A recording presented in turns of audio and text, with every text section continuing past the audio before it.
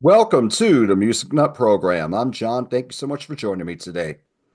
And on today's edition, I will review Thin Lizzy's latest album, released on January 24, 2025, on Decca Records, The Acoustic Sessions. If you're new to the channel, welcome. I just recently finished a weekly series on Thin Lizzy, and I will have links to that in the description. So, this album, Acoustic Sessions, is focusing on the first three Thin Lizzy albums that were released on Decca Records originally. They are the self-titled debut, Shades of a Blue Orphanage, and Vagabonds of the Western World. We also have tracks on here from the New Day EP, as well as their single Whiskey in the Jar, and a B-side to their rocker single, which I will talk about shortly. So Eric Bell was their original guitar player, and at this time, the band was really trying to find their sound. The first album in particular was more like a folk rock meets Van Morrison type sound. By the third album, they were really getting into the sound that Thin Lizzy fans know and love, or most music fans know and love. We just didn't have the unison guitars yet. But on this release, Eric Bell puts additional acoustic guitar and acoustic guitar solos recorded in 2024 to this release. So what I will do is I will go over the songs. I'm not going to give you how the songs go, like the structure or anything like that. I'll just compare them to what was on the original albums. I'll also go over the packaging of the album as well. Now, Mama Nature Said was originally the opening track on Vagabonds of the Western World. That original track had more of a country feel, I thought, with the way Phil sings and Eric's slide guitar. This is just Phil and Eric Bell's acoustic guitar in here. I think it's a pretty cool version. I don't know if it touches the original, and I will tell you, some of these songs I like better than the original for different reasons. A song for While I'm Away was the closing track on the same album, Vagabonds of the Western World. I think they really improved on this as far as the clarity. The recording, I think, is stronger on here than it was on Vagabonds. I think they did a very good job with this version. Era, which was originally on the self-titled debut, this is definitely an improvement on the original on the Thin Lizzy self-titled debut. That version was only 2 minutes long and it had a pretty light, long fade out for the original.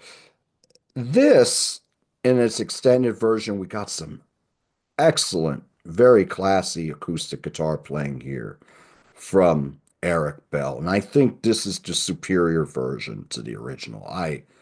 This really jumped out at me on upon first listen, as well as the recording, because as well as Phil's vocals are recorded on that debut, here it sounds like he's sitting next to you singing this. And it's wonderful. Slow Blues. Now, this is an acoustic album. No acoustic guitars on here. This sounds a lot like the version on Vagabonds, but the recording is much stronger, a lot more clarity. You can really hear the space between the instruments. You can really hear Brian Downey's timpani on this. I like this version a lot. Very strong. Dublin, which was originally on the New Day EP. This is just a little bit longer, but I really like what Eric added with the acoustic guitar solo here. This is a very nice version. Whiskey in the Jar. Now, originally, this was released as a single, and it hit number 6 in the UK. It was never released on a proper album, but later editions, we would have the single added as a bonus track. It's just the same structure. There's a nice acoustic solo here from Eric, but it feels like it's cut off. It's not gonna make you want you wouldn't prefer this over the original. The original's still the better version, but it's still quite good. Here I Go Again was the B-side to the rocker single. And this is a lot longer. And again, the recording is wonderful on this. The clarity, very strong. Phil doing a lot of ad libs. He didn't do a lot of ad libs or on these early albums. It was later on when they went into that twin guitar sound, that more rocket version, that the personality of Phil really came out. You hear a little bit of this on Here I Go Again. This is a much longer version, 6 minutes. It's still pretty good. The version of the title track, The Shades of a Blue Orphanage, sounds much better here than it did on the original. The original, I thought it was very muddy, particularly Phil's vocals. Now you really hear Phil's vocals with a lot of expression. The harmonies added by Clodagh Simmons, as well as the Mellotron harpsichord, they sound much crisper, cleaner on here. Very nice version. Remembering Part 2 is very similar in scope to the original that was on the New Day EP. It has that same feel. They're doing it. Eric is still playing those same guitar lines on the acoustic than he did on the original version. Brian Downey's drums on here, I think he's adding a lot more. He's a lot busier on this. I mean, it's a pretty fast-paced song, but he's adding a lot more fills on this than he did on the original version. So that's what we got here. We got 9 tracks, 42 minutes. Now, the packaging. Not high on it. So we have here's your artwork, which is it's cool. There's also black and white version of the artwork, which you can get in some independent record stores. And you can get from the Decca website. I will put a link to that in the description. My record store that I talk glowingly about, Joe Nardone's Gallery of Sound, did not have this available on CD. It only had the vinyl and it had the black and white version of the artwork and the clear vinyl. I'm not a vinyl guy. I have some vinyl. A lot of it was gifted to me. I have less than 100 vinyl records. I have a lot of CDs. I'm a CD guy. I love my 5 CD changer. So I went to Amazon to get the CD. Now, as far as the packaging, I think it comes up short. If you're going to put something out, something of an archival release, you want to make it special. Just to give you an example, when you pick up the Thin Lizzy remastered and expanded version, now this is the jewel case. All of my original Thin Lizzy albums are jewel cases. This is more of the cardboard, which we're going with. We want to be more environmentally friendly. Okay, I understand that. But if you look at the art, I'm sorry, the liner notes, what's in the packaging on these first 2 albums that I own, and I know the Vagabonds Deluxe version has this as well. You get a lot of cool pictures. You get extensive liner notes on here. I love when you have these pictures from when they record the album. I love packaging like that. I love reading the stories as far as recording the album. And you don't have any of that on this acoustic sessions. What you have is this. So there's nothing here, and you slide the CD in here. Okay. The CD looks just like the artwork.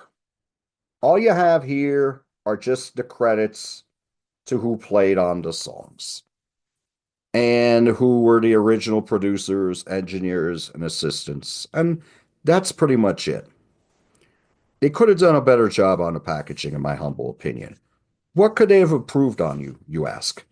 Well, where you have this space here to put in the CD, you put that on this part. Put the booklet in here. Give us some more liner notes. Give us some info on Eric Bell's contributions to this album in 2024. You want to do something like this. I wanted to grab an album with the packaging that I would have liked just to compare. Now, this is Marshall Crenshaw's self-titled debuted. It was remastered and expanded. Now, on here, you get the booklet in here. And on here, you get a lot of stories. You get extensive liner notes. They talk about the recording of the album, the bonus tracks. And you have the plastic part, the plastic insert for the CD to be included on. So you could just put the CD, snap it in there. To me, better production, better presentation when you go and you package it like that. When you're doing it like this, it makes it look cheap. Have pride in your product, is how I am. Okay, maybe it's going to be an extra dollar or $2 extra. The hardcore Thin Lizzy fans, we're older, we'll pay the extra dollar or two. I think this comes up short as far as the packaging goes. Now, do I recommend this? Depends what you like. If you really like those first three albums, listen before you buy. You can check it out on Amazon. You can check it out on Spotify. You can check it out on YouTube and then decide. At first, this didn't really hit me, but over several listens, I really appreciated what Eric brought to these sessions in 2024, and I love the way these are recorded. This here we do get a lot of versions which have more clarity, better recording than you had on the original, and I do love the recording of that first album. So I do recommend it for that. It depends if you like these albums. If you're a fan of the more popular era, this may not be the album for you, but definitely check it out. Listen before you buy, and then decide. But I'm glad that I bought it. At first, I wasn't sure if I would go back to this much, but after several listens, it really sunk in with me, and now this is something that I will go back to. This isn't going to sit in a box for 10 years. This is something that I will go back to like I do the first three original albums. So, have you heard Thin Lizzy, the Acoustic Sessions? And if you have, what do you think of it? Do you think this was unnecessary? Do you think this was a cash grab? What are your favorite songs from those first three Thin Lizzy albums? Did you really appreciate this era, even though it was a lot different than what we would get later? Please let me know in the comments. I will be continuing Chris Whitley Wednesday. The next episode will be Wednesday, February 5, 2025. I will be talking about Chris Whitley's fourth album, Messenger Records, Dirt Floor. So, thank you all for joining me today.